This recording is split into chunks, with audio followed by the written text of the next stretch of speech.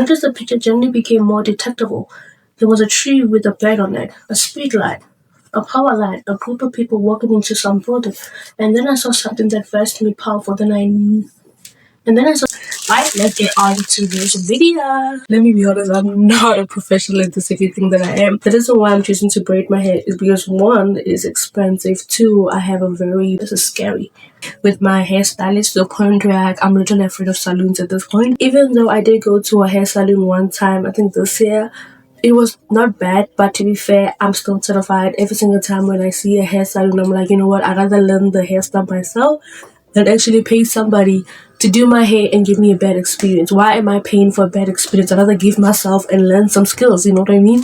Okay, the story that we're reading is from 1000 Voucher on Reddit/No Sleep, and the fact is this story was actually adapted into a full-length novel, showing that it was really quite successful, especially on Reddit. Look at this hairstyle. It looks so pretty, right? This is long, so I apologize for that. I never had the opportunity to tell this story with enough details to actually explain it in all the way, but it's true and it happened when I was 6 years old. In a quiet room, if you press your ear against a pillow, you can hear your heartbeat. As a kid, the muffled rhythm beat sounded like a soft footsteps on a cabinet floor. So as a kid, almost every night, just as I was about to drift off to sleep, I would hear those footsteps and I would be ripped back to consciousness, terrified. I wonder what she saw. My entire childhood, I lived with my mother in a fairly nice neighborhood that was in a transition phase. People of lower economy means were generally moving in, and my mother and I, two of these people, we lived in the kind of a house you see being transported into two pieces on the interstate. But my mother took care of it. There were a lot of woods surrounding the neighborhood, and I would play in and explore during the day. But at night, as things often do to a kid, they took into a more sinister feeling. This coupled with the fact that due to the nature. Did you guys hear that?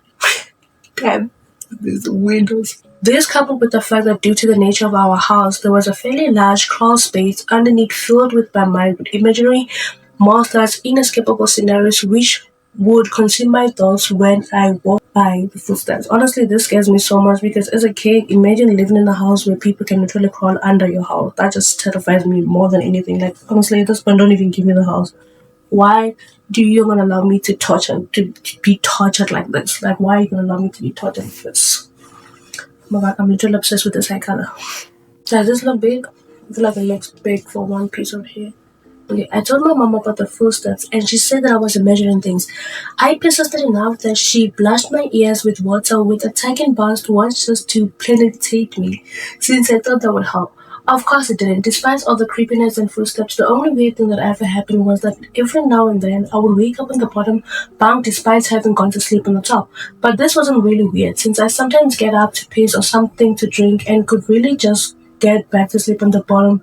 I'm an only child, so it didn't matter. This would happen once or twice a week, but waking up on the bottom bunk wasn't too terrifying. But one night I didn't wake up on the bottom bunk. I had heard the footstep, but that was too far gone to be awakened by them. And then when I was awoken, it wasn't from the sound of the nightmare, but because I was cold. Really cold. When I opened my eyes, I saw stars. I was in the woods. I sat up straight, tried to figure out what was going on. I thought I was dreaming, but that didn't seem right because neither of me being in the woods. There was a deflating pool right in front of me, one of those shaped like a This only added to the surreal feeling, but after a while, it seemed like I wasn't going to wake up because I wasn't sleeping. I stood up to undertake myself, but I didn't recognize these woods. I played in the woods. I played in the woods by my house all the time, so I knew them really well. But this one the same woods. Then how could I get out? I took a step and felt a smoothing pain in my foot, which knocked me back to where I had been laying. I had stepped on a thorn, but the light of the moon I could see they were everywhere. I looked at my other foot. It was fine. As a matter of fact, so was the rest of me. I didn't have another scratch on me. I didn't even have that dirt.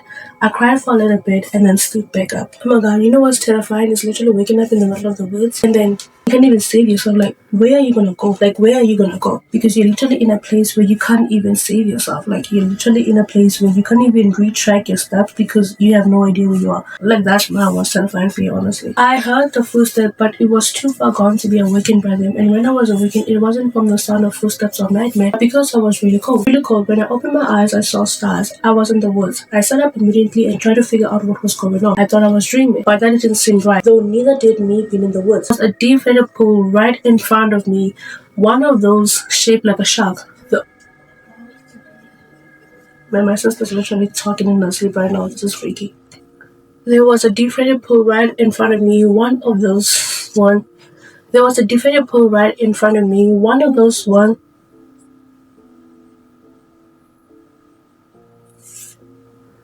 Okay. There was a deflated pool right in front of me. One of those shaped like a shark. This only added to the sincere feeling, but after a while, it seemed like I wasn't going to wake up because I wasn't asleep.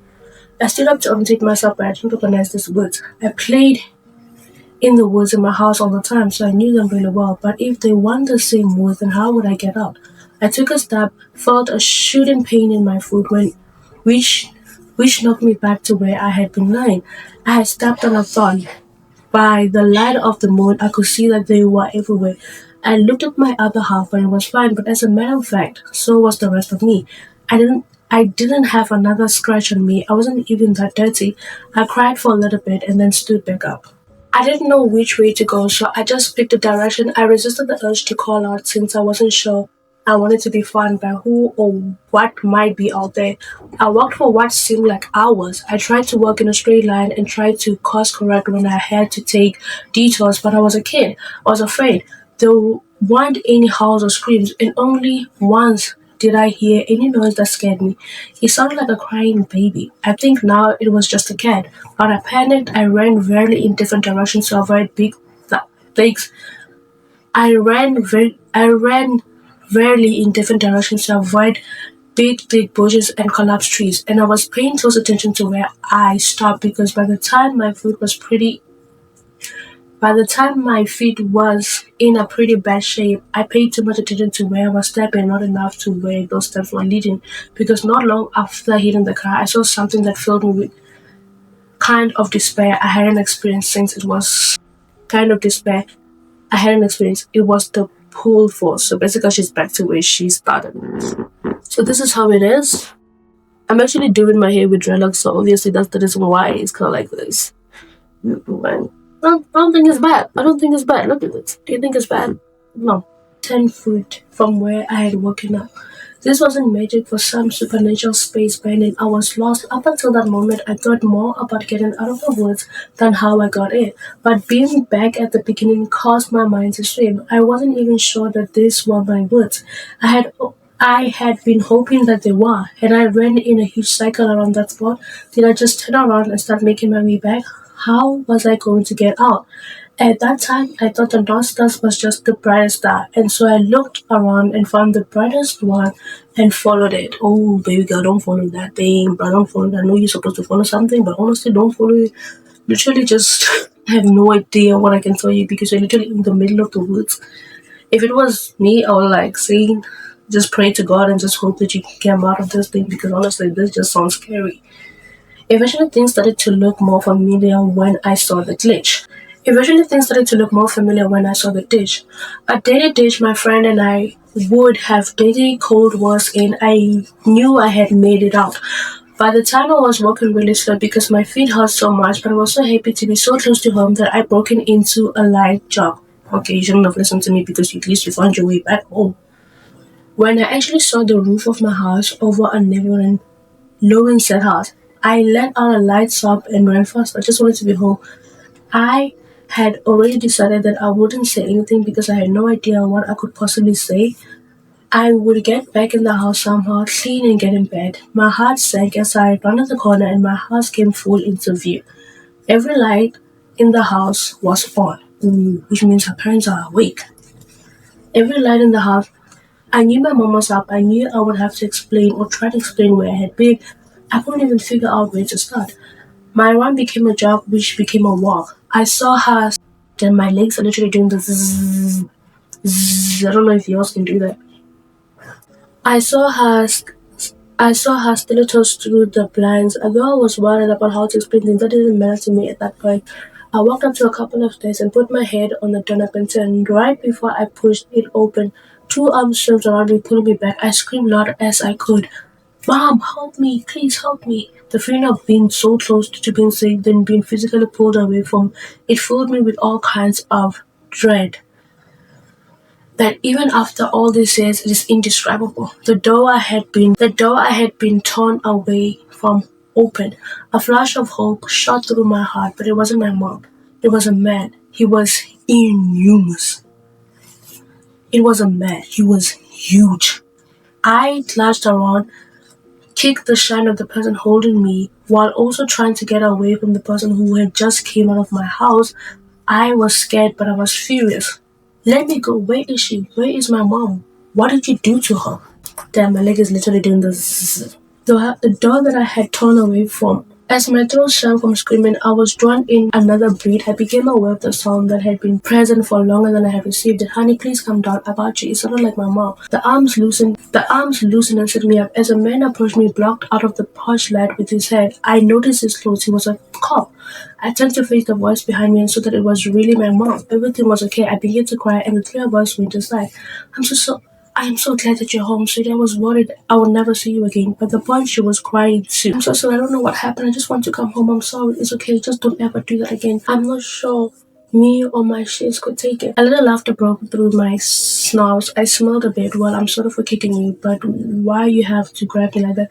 I was just afraid that you would run away again. I was confused. What do you mean? We found your note on your pillow, she said, pointing a piece of paper that the police officer was sliding across the table. I picked up the note and read it. It was a running away letter. It said that I was unhappy and never wanted to see her or any of my friends again. The police officer exchanged a few words with my mom on the porch while I stared at the letter. I didn't remember writing a letter. I didn't remember anything about this. But even if I sometimes went to the bathroom at night and didn't remember, or even if I had gone into the woods on my own, even if all of that could have been true, the only thing I knew at that point was, man, every sound this house makes just scares me. The only thing I knew at the point was, this isn't how you spell my name. I didn't write this. Wow. That was scary. That was scary, bro. That was scary. I have no idea what that thing was, but it was so scary. That is part one of the story. I'm telling you, this is actually taking longer than I expected while reading and actually planned in my head. But I'm having so much fun. Right. If you guys are having fun as well, please don't forget to support your girl and, subscribe, guys, because join the community. We're all readers here. We're all readers. Right, so the second one that we're reading is called Balloons. And it's also from Reddit/No Sleep. Right? A couple of days ago, I posted a story called Footsteps here on Reddit/No Sleep. There were a number of questions that made me curious about certain details about my childhood, and so I spoke with my mother, and by questions, she said, why don't you just tell them about the goddamn balloons if they're interested? Oh, I'm interested, alright? As soon as she said that, I remember so much about my childhood that I had forgotten. This story will provide some greater context for the previous stories, which I think you should read first. Though the order isn't of vital importance, reading the story first put you in my place more effectively, since I remember the events of the footsteps first.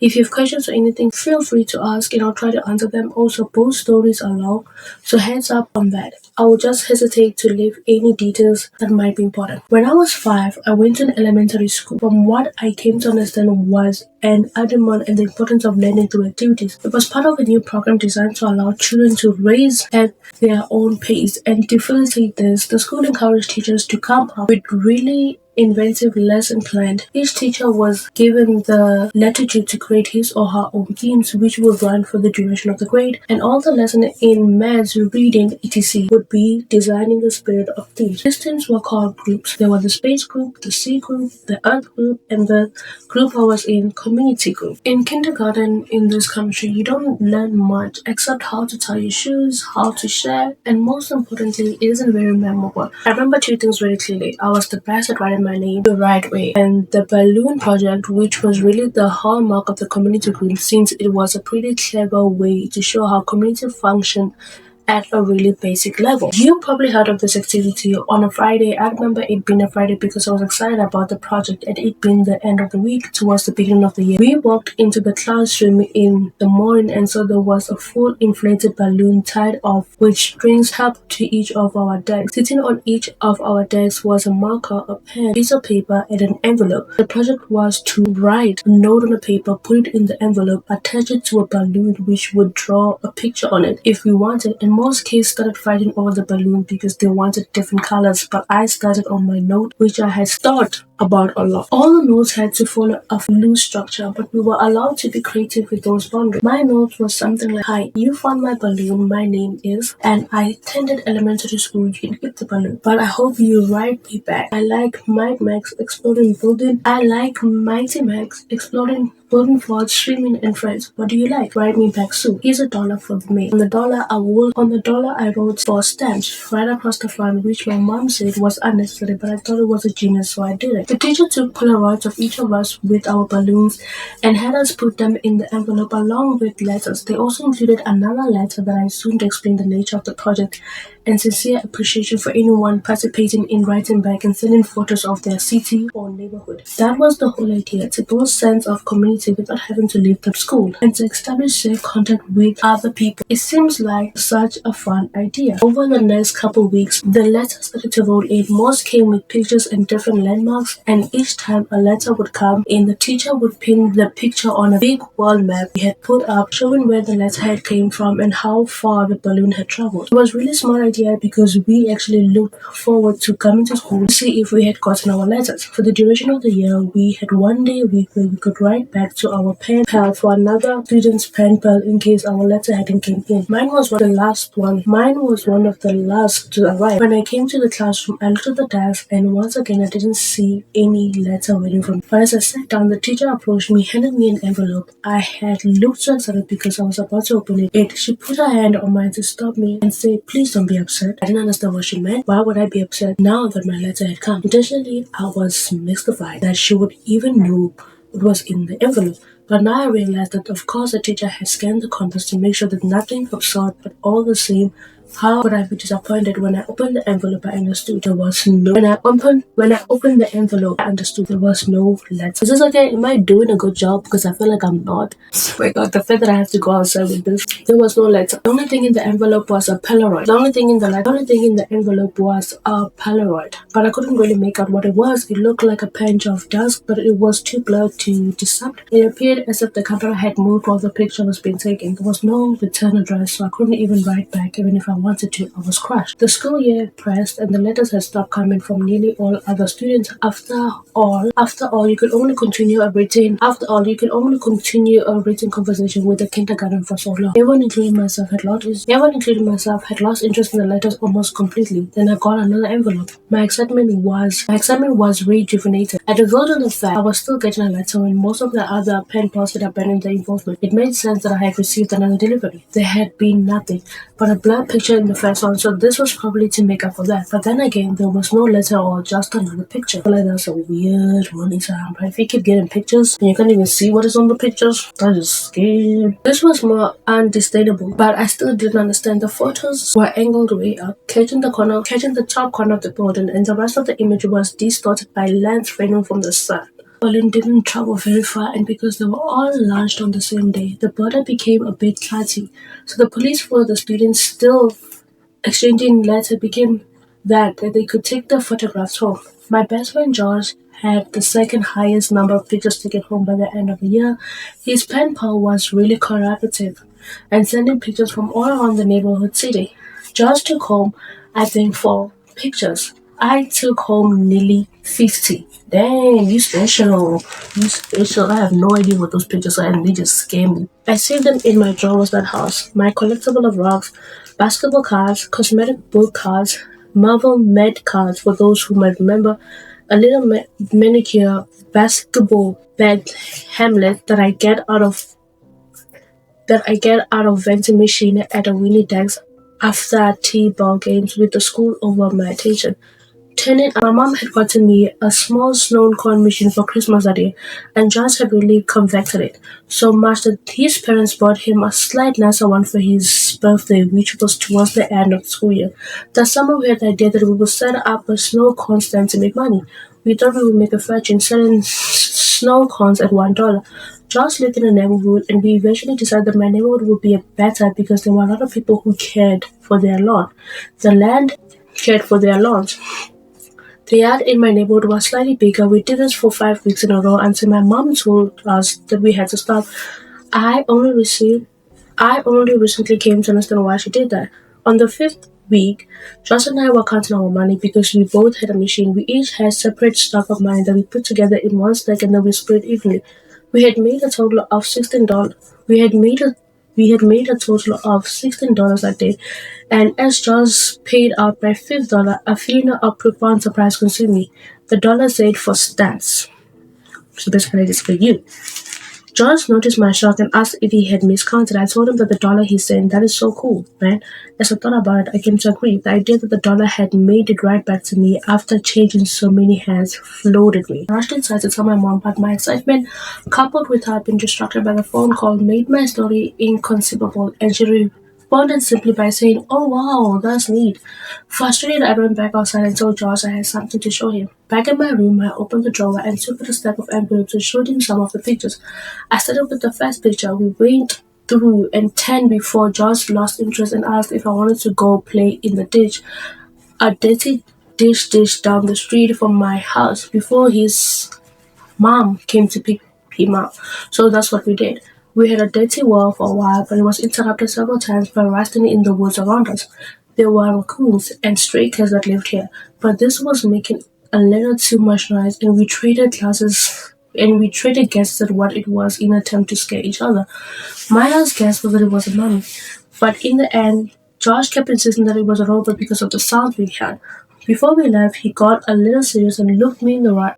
Before we left, he got a little serious and looked me in. Before we left, he got a little serious and looked me right in the eyes and said, "You heard it, didn't you? It sounded like a robot. You heard it too, right?" I heard it, and since it sounded mechanical, I agreed that it was probably a robot. It's only now that I understood what we heard. When we were back, Josh's mom was waiting for him to the kitchen table with my mom. Josh told his mom about the robot our moms loved, and Josh went home. My mom and I ate dinner, then I went to bed. I didn't stay in bed for long before I crept out and decided that due to the day's event, I would revisit the envelope since now the whole affair seemed much more interesting. I took the first envelope and set it on the floor, set the Brea Desert Polaroid on top. I laid the second envelope right next to it and placed the odd angle Polaroid of golden top corner on top, and did this with each picture until they formed a grid that was about 5 to 10. I was always taught to be careful with things that I was collecting, even if I wasn't sure they were valuable. I noticed the picture generally became more detectable. There was a tree with a bed on it, a street light, a power line, a group of people walking into some building, and then I saw something that vexed me powerful. And then I saw something that vexed me so powerfully that I can now, as I write this, distinctly remember feeling dizzy, incapable of only a single the repeatable thought, why am I in this group of people entering the building? I saw myself holding hands with my mother in the very back of the crowd of people. We were at the very edge of the photo. It was undeniably us. And as my eyes strained over the sea of Polaroids, I became increasingly anxious. It was really an odd feeling. It wasn't fear, it was the feeling you get when you are in trouble. I'm not sure why, I was flooded with that feeling, but there I sat floated with the distant sense that I had done something wrong, and this feeling only intensified as I looked at the rest of the photos after the one that had so powerfully struck me. I was in every photo. I honestly don't get the story, but I felt terrified because why are you in every photo? This person is taking of you without your consent. That is scary. Don't do that. Them were close shots. None of them None of them were close shots. None of them were only for me, but I was in every single one of them. Off to the side, in the back, bottom of the frame, some of them only had the tiniest part of my face captured at the very edge of the photo, but nonetheless, I was there. I was always there. I didn't know what to do. Your mind works in funny ways as a kid, but there was a large part of me that was afraid of getting in trouble. Your mind works in funny ways as a kid, but there was a large part of me that was afraid of getting in trouble simply for being up. Since I already had the looming feeling of having done something wrong, I decided that I would wait until tomorrow. The next day, my mom went off to work and spent most of the morning cleaning up around the house. I watched her do and imagined and waited until I thought it was a good time to show her the pyramids. When we went out to the mall, I grabbed a couple of pages and put them on the table in front of us as I sat waiting for her to come back. When she returned, she was already opening the mail and threw some junk mails to the trash can. I said, "Mom, can you come here for a second? I have these pictures. Just give me a minute, honey." I need to mark this on the calendars. Minute or two, she came and after a minute or two, she came and stood behind me and asked me what I needed. I could hear her shuffling with the mail behind me, but I looked at the Polaroid and told her about her. As I explained more and more, pointed to the pictures of her frequent okay, discreet, she suddenly explained more and pointed to the pictures of her frequently saying okay, decrease. She was suddenly completely quiet and only making a little noise with the and only making a little noise with the maid. The next noise I heard from her sounded as if she was trying to catch her breath in the room that had no air left. I mean, of course, your daughter's literally in every picture and she doesn't even know who literally takes those pictures. I feel like that's terrifying enough. I'll get scared, bro. At last, her struggling gaps were conquered, and she simply dropped the remaining mail on the table and ran to the kitchen to get the phone. My mom said I didn't know about this. Don't be mad at me. With the phone pressed to her, she was walking running back and forth, shouting into it. I nervously folded with the mail sitting next to the Polaroids. The top envelope had something sticking out of it that I thoughtlessly and anxiously pulled on until it came out. It was another Polaroid. Confused, I thought that somehow one of my Polaroids had slipped into the stack when she threw the mail, but when I turned around and looked at it, I realized that I had not seen this one before. To my dismay, it was me, but this one was much closer shot. I was surrounded by trees, smiling, but it wasn't just me. I noticed Josh was there. It was us from yesterday. Didn't you get those Polaroids at school? Why is this one here? This is scaring me, bruh. This is scaring me. I still get it from my mom, who was still screaming in the phone. I repeatedly yelled for her until she finally responded, what? I could only think to ask, who are you calling? I'm talking with the police, honey. But why? I'm sorry, I didn't mean to do anything. She answered me with a response that I never understood until I was forced to revisit the events from the earliest years of my life. She grabbed the envelope off the table, the picture of George. I span and slid landed next to the parents in front of me. She held the envelope to my eyes, but I could only look at her and watch as the color began draining out of her face. With tears welling up in her eyes, she said that she had to call the police because there was no postmark. Damn, which means you can't trace this. Yeah, this is scary. No, this is scary, bro. That was scary. That was scary. So we have part two of the story. We have part two of the story, which honestly just scares me. Like, it just scares me. This is still the same story, by the way, right? All the story they were reading, they're the same story, just part one, part two. The now that we're reading is boxes. For those of you who have read my other stories, asked if there was more and received critical answers from me, I want to apologize for being dishonest. I said several times in the comment that nothing really happened after footsteps, but that wasn't true. The events of the following story were locked away in the recess of my mind. I always remember them. It wasn't until I remembered balloons and spoke with my mother the following events that I realized how intertwined the story was with everything else. But I originally had really planned on shooting this anyway. My desire to withhold this memory was due mostly to the fact that I don't think I showed good judgment in it. I also want to consent from another person to tell it as not to represent what transpired. I didn't expect there to be a lot of interest in my other stories, so I never thought I had really getting pressed for more details. I would have been happy to keep this to myself for the rest of my life. I would have been able to reach to the other parties. I haven't been able to reach to the other parties, but I feel like I'm withholding the story from those who wanted me information. Now that I've spoken with my mother and another connecting line has been drawn, what follows as an accurate recollection as I could imagine. I apologize for the length. Dude, well, for further begin an apology, which means we're gonna be doing more revealing stories. I'm excited for this. My legs keep doing this at this point. I'm literally almost done with the first part that I literally, you know, like about two parts, and then after we're gonna open a little bit, a little bit.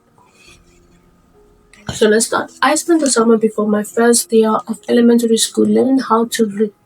I spent I spent the summer I spent the summer before my first day of elementary school learning how to climb trees.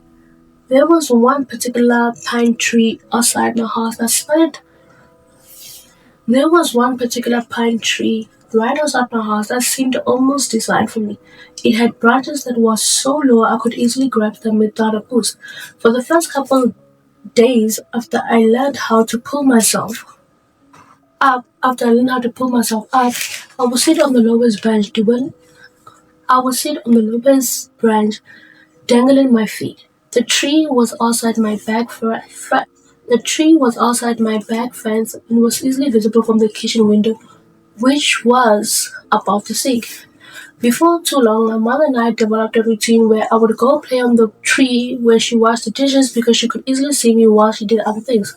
As the summer passed, my abilities grew. Before too long, I was climbing far high, and as the tree got taller, its branches only got thinner but more widely spaced. I eventually reached a point where I couldn't actually climb any higher, and so the game had to change. I began concentrating on speed, and in the end, I would reach the highest branch in 25 seconds.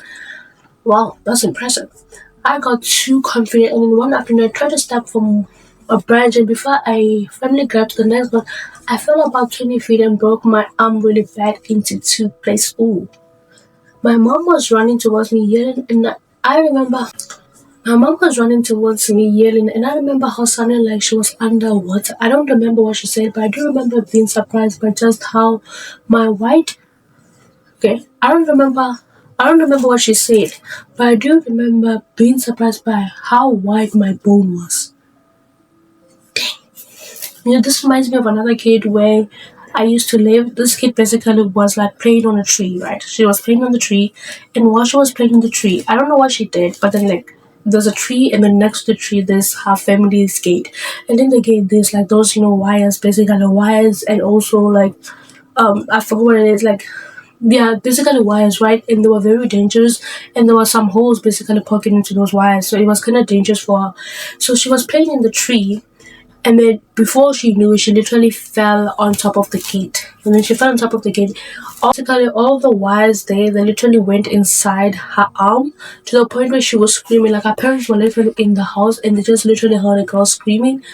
And then when they got there, they literally found their daughter basically on top of a gate with so much wines, and bas- basically like, going to her, like her arms, right? And they took her to the hospital to the point where she couldn't use her arms for like I think 2 to 4 months. And I was like, dang.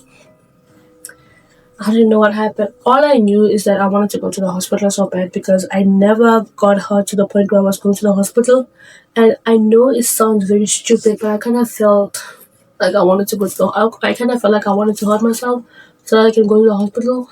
Mainly because I never went to the hospital, so I wanted to know how it feels like. And I know that may sound like I have burn child syndrome. I don't have it.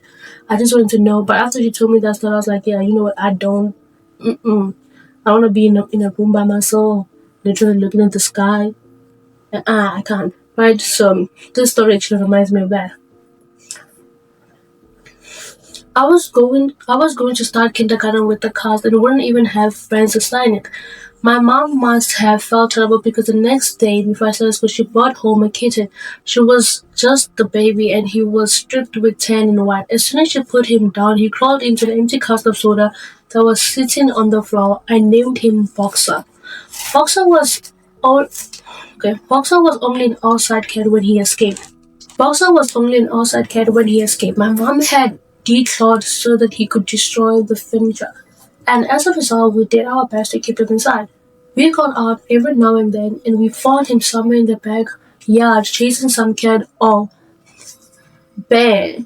Okay, chasing some cat or Okay, he got out every now and then, and we'll find him somewhere in the backyard chasing some kind of rock or lizard, though he had hardly ever catched one because he had no front claws. He he was pretty invasive, and he would always catch him and carry him back inside. He stumbled to look back over my shoulder. I told my mom that it was because I was planning his strategy for the next time. Once inside, we gave him some tunfish, and he would come to learn what the sound of can opener might sound. He came running whenever he heard it. This condition came in handy later because towards the end of our time in the house, Oscar could get out much often and would run under the house into the crawl space when neither of us wanted to follow. Because it was cramped and probably crawled with bugs and rodents, my mom thought to hook the can opener to the cliff. My mom thought to hook the can opener to an extension cord bag and run it outside the hole the bags would go through. Eventually he would emerge with his loud meows, looking excited for the sound and then horrified at how we could run such a cruel rules on him. A can opener with no tune made no sense. The last time we escaped to under the house was actually our last day in. My mom had put the house on the market and we had begun packing our things. We didn't have much and we stretched the I checked my wiki to see if I had switched it off somehow. It was fine. I could hear footsteps, but I couldn't tell exactly where Josh was going. I waited for Josh to finish his sentence, thinking that his finger had slipped off the bottom, but he didn't. He seemed to be stumbling around the house. I was just about to radio him when he came back. There's someone in the house. What do you mean? Let's leave this place. Let's pretend like we didn't see one. This is why I wanted to. Josh, honey, let me be. I know this may sound rude, but if you're my friend and you see something in the house, you make sure that you get yourself out of there. Because if I find out there's somebody in the house that we don't know what's supposed to be in there, you know what's gonna happen? I'm gonna leave your ass. Sorry. That's the truth. That's the truth. I could hear that he was on a verge of tears. I was about to respond, but how loud was when his walkie-talkie turned up. What if the other person heard it? I said nothing and just waited and listened. I heard footsteps. You smart, basically. Don't say anything because if you say anything, then the person who's in the house is gonna basically catch the other person. Don't say anything. Be smart about it. I said nothing and just waited and listened. But I heard of footsteps, heavy dragging footsteps, and then a loud thud. Oh God, Josh. Been found. I was sure of it. This person had found him and was hurting him. I broke out in tears. He was my only friend in the street box. Then I realized what if Josh told him I was under there. What could I possibly do? As I struggled to comprehend, as I struggled to compose myself, I thankfully heard Josh's voice through the walkie. He got something, man. It's a big bag. He just threw it on the floor. And oh man, the bag, I think it moved. I was paralyzed. I was about to run home. I wanted to save Josh. I wanted many things, but I just lay there frozen as I lay unable to move. My eyes focused on the corner of the house that was right under my room. I moved my flashlight. My breath hunched at what I saw. Animals, dozens of animals, all of them dead. They were laying in piles all around the perimeter at the crawl space. Could Boxer be among the crowds? Was this what the cat food was for? Since this broke my shock as I knew I had to get out of here, I stumbled to the border. I pushed on and I wasn't pushed on and it wouldn't budge. I couldn't move because I was ripped in and I couldn't get my fingers around since the edge was outside. This is why I said don't go under things that you can't get yourself out of. That's why I hate small places, bruh. Don't, no, this is just too scary, bruh. I couldn't get my fingers around since the edge was outside. I was trapped, goddamn you. Josh, I whispered to myself. I felt Thunder's footsteps above me. The house was shaking. I heard Josh scream, and it was matched by another scream that wasn't full of fear. As I continued pushing, I felt the board move, but I knew it wasn't me who was moving. I could hear footsteps above me, in front of me, shouting, screaming, feeling the brief silence between the footsteps. I moved back, I held my weapon, ready to try to defend myself, and the board was thrown to the side, and an arm shot in and grabbed for me. Oh, Jesus. Let go, man. Back now. It was just God. I scrambled out of the opening, holding the flashlight and Vicky. When we got to the fence, we both jumped. But Josh Wakey fell. He reached for it, and I told him to forget. We had to move. Behind us, I could hear yelling. Those they want words, only sound, and perhaps foolishly ran for the woods to get back to Josh quicker, to somewhat harder to follow. The only way through the woods, Josh kept yelling, "My pictures! He took my pictures!" But I knew the man already had Josh's pictures from all those years ago at the ditch. I suppose Josh still thought those mechanic sounds were from the robot. We made it back to Josh's house and back into his room before his parents woke up. Oh, thank God. I asked him about the big bag and if it would move. He said that he wasn't sure. He kept apologizing about dropping the weekend and at the house, but obviously that wasn't a big deal. We didn't go to sleep and sat peering out the window waiting for him. I went home and later that day as it was about 3 a.m. already. I told my mom the basic of the story a couple days ago. She broke down and was furious about the danger. I put myself in them. I'll refuse to you, bruh. Like, don't do that, but don't play with your life like that. Like, honestly, if you wanted to find your cat so bad, you could have just asked for the police to go there and accompany you. I don't think they would do that, but like, you could have asked somebody who's big and strong, who can take care of themselves. Why would you want to torture yourself by going to a place that you not sure if it was, but don't do that, don't do that. But I asked her why she made all those things up about bothering the new owners to stop me from going. Why did she think the house was so dangerous? She became irate and hysterical, but she answered my question. She grabbed my hand, squeezed it harder than I thought her capable of, and locked her eyes to mine, whispered as if she was afraid of being alone. Because I never put any fucking blankets or balls under the house for bugs. You weren't the only one to find them. I understood why we left almost too early. I understood why she tried to stop me from going back. She knew he made his home under ours. He kept it from me. I left without saying another word. I didn't finish the story for her, but I wanted to finish here for you guys. I got home.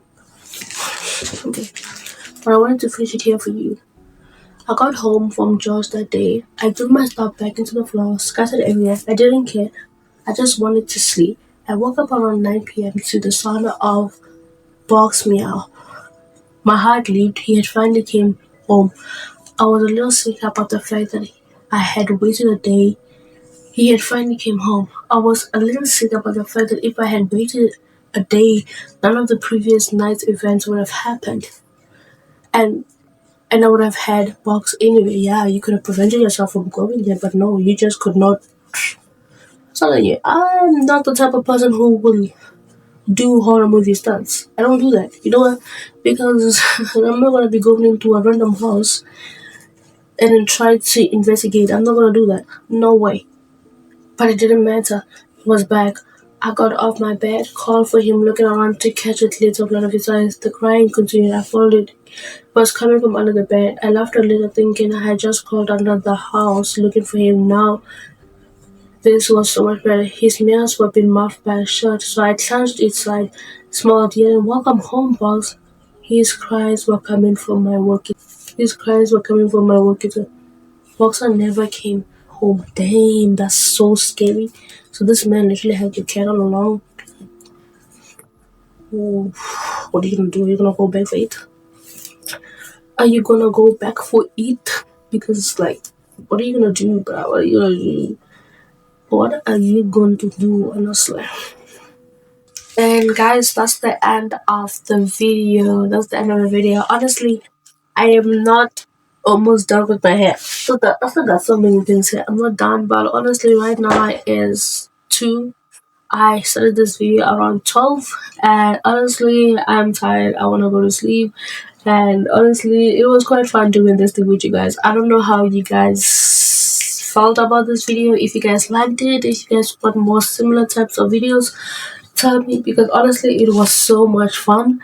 And as much as I want to go down and read more and more stories, I'm just tired. I just want to go back to. I just want to sleep, bro. I just want to sleep. I just want to sleep, honestly. I just want to sleep. So, you know what? I'm just going to sleep. And that's the end of the video. I hope you guys liked it. I hope you guys had more enjoyment. This story is actually so good. And there are so many parts of the story. We are literally just on 3 parts. And I think there are like 10 more because this story was literally adapted into a full-length novel. So there's so much we're going to discover about this person who was literally holding a cat hostage and who's basically been living under the house for quite a while. That's what I'm saying. I love me a house, but I don't love me a house near a forest because who's hiding behind those forests? You can't even see nothing. Right? So yeah, that's the end of the video, and I'll see you guys on another beautiful day with another beautiful video. How's my hairstyle, by the way? Tell me, be truthful. How is it? I don't know if I did. I don't know. I don't think I did okay. But I think it's because I'm doing this hair with dreadlocks, so obviously it's different compared to if your hair is not dreadlocks. You know what I mean? It's different. It is really different. So yeah, bye guys. I hope you guys have a very wonderful time, and I love you.